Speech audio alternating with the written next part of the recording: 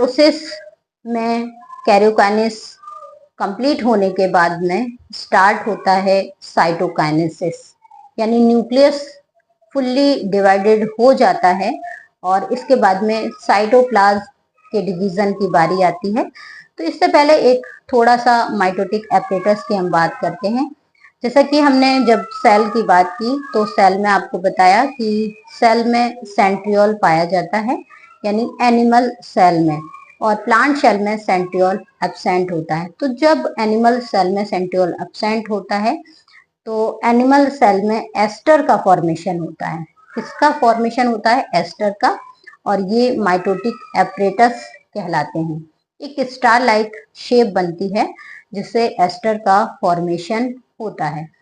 और ऐसे शेल, यानी ऐसी शेल जिनमें एस्टर का फॉर्मेशन होता है और इन शेल में जो डिवीजन होता है ये कहलाता है एम्फीएस्ट्रल डिवीजन। याद रखिए, जिन शेल में एस्टर पाया जाता है ये कहलाता है एम्फीएस्ट्रल डिवीजन। और प्लांट शेल में एस्टर नहीं बनते हैं तो यहाँ पर जो डिवीजन होता है ये कहलाता है एनेस्ट्रल शेल डिवीजन। माइटोटिक एपरेटस में क्या है?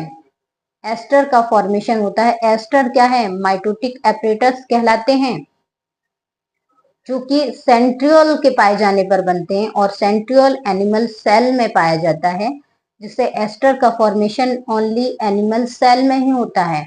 और ऐसी सेल्स जिनमें एस्टर पाया जाता है एम्फीएस्ट्रल कहलाती हैं।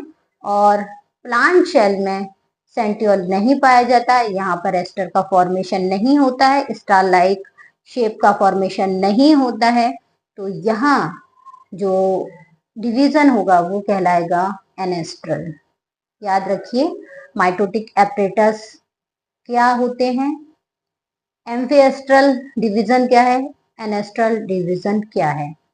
अब हम बात करेंगे साइटोकाइनेसिस की, जो कि सेल डिवीजन में न्यूक्लियस डिवीजन के बाद होता है, यानी कैरियोकाइनेसिस के बाद साइटोकाइनेसिस।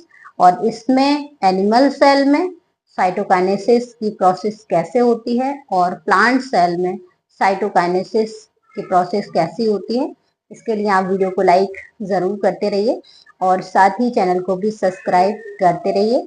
हम अब बात करेंगे साइटोकाइनेसिस की, जो एनिमल सेल और प्लांट सेल में अलग अलग होता है।